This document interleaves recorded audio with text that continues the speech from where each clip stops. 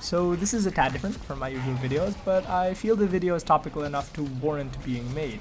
I'm Goob, and this is a little video poking fun at how broken Abrams is. I myself am a pretty outwards Abrams main, and I would like to think that I'm decently high ranked, so I think I can make the case. But if you don't think I do, just look at Abrams' win rate.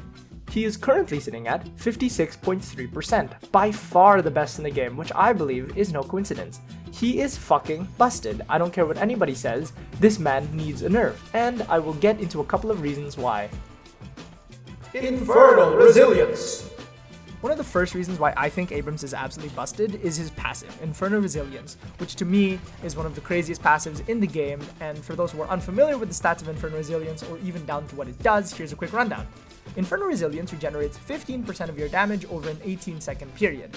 At a tier 3 upgrade, that regeneration goes up to 23. However, it doesn't stop there. It also gives Abrams plus 1 health regen with an additional plus 1.5 at tier 1 upgrade. Factoring all of that, it's no wonder Abrams has such crazy early game to mid game tankiness. This essentially allows you to make brain dead plays early game and still win encounters because of the crazy healing factor that you have. This can even be coupled with extra regen and healing booster, both items you could get in the laning phase, increasing your early game healing to crazy levels, essentially giving you Fortitude Light for a little over half the price. And remember, this is a passive. Abrams doesn't need to activate this, and you already have plus 9 health regen from getting 2 early game items, plus the 15% damage regeneration over time.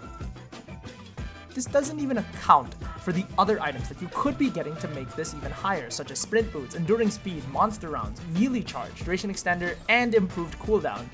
Items that I believe Abrams should be getting pretty much every game. Except for monster rounds, that's more of a me thing, but the point still stands, Abrams has absolutely bonkers healing. Mix that in with the Siphon Life 1 ability, which heals 35 health a second per hero affected, and 50% for every NPC affected. It's no wonder Abrams from laning to mid game has some of the best survivability in the game, and in my opinion, of any other character in the game, has the most survivability.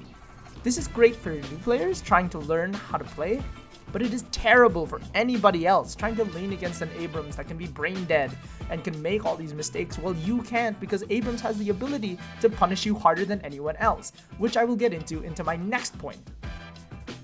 Shoulder charge! Shoulder charge is Abrams' second ability that makes him charge towards an opponent, taking them on a wild ride until he hits a surface where he stuns them for 0.85 seconds, allowing him to do massive damage up close while also being super tanky. This charge is Abrams' best tool, no questions asked, because of the fact that it only has a 17-second cooldown after the first tier upgrade. That is bonkers, essentially giving Abrams his best tool for killing someone from early to mid game every 17 seconds. This also gives him insane ganking potential, which is exactly why his win rate for the top 10% of players is 58.3%. Clearly not a coincidence, because it is a very important aspect of a high-level play. This is part of the reason why Abrams still feels so overpowered, because he covers two completely different roles, tank and DPS, effectively making him a juggernaut / team carry. But unlike other juggernaut types, remember that Abrams is still a tank, so he has both the ability to run you down as well as deal a lot of damage.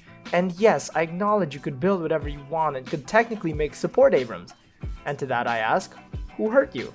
But moving on, what makes this kit so busted is the fact that the stun practically guarantees a melee. Despite differing beliefs from people, his shoulder charge does guarantee a melee if you bash someone into a wall while holding the melee button. It also depends on where you end up at the end of the animation, but if you are right next to them, the animation is so fast there is no way for them to parry in time. And that's my ultimate problem with shoulder charge, is the fact that it's accompanied by an already insane kit that promotes Abrams into a tank that can deal insane gun damage. It simply doesn't fit into the game.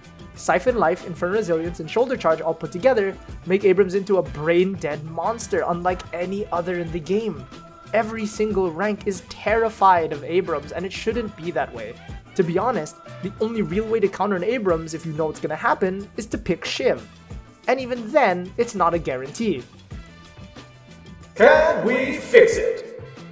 My last point in the video is just one big cop-out, because I have no idea how you could fix Abrams to make him better. If I had to think of solutions, it would be to further nerf the stun on the shoulder charge, but that reduces what makes Abrams so much fun to play. Or maybe you could make the cooldown for the charge longer, but that's a slippery slope into irrelevance. Hell, you could even change Infernal resilience, but you have to find a way to perfectly balance it, and with the way it works now, that might not be possible. Because of the way Abrams was made, everything about Abrams is surrounding his abilities, just like everybody else. You can't exactly change a single aspect about Abrams directly or drastically, because then it just reduces what makes him unique and fun. Which is why ultimately my biggest problem with Abrams isn't the fact that he's broken, because let's be honest, there are plenty of characters that have some aspect of them that people consider broken, like Shiv's Bloodletting or Mirage's Tornado. My real problem with Abrams is how he promotes a hyper-lazy playstyle where you can just get away with things that you really shouldn't have. He serves as a crutch for people trying to learn the game, and that's really not the way I think Valve should go about it. This game is punishing, this game is hard. Yes, people need to figure that out right away, and when they play the game, they shouldn't be able to just be like, oh, just play Abrams so you can go brain dead and not figure anything out. And that's what I hope they change about Abrams, is that he's on the same level as everybody else in terms of difficulty to learn and difficulty of play. Because right now he's just the de facto pick for anybody that wants to go brain dead and kill a bunch of people. And all we can really hope as a community is that Valve figures out a solution. Because it's definitely not coming from some third-rate YouTuber playing Deadlock all day. Thank you. This has been my rant.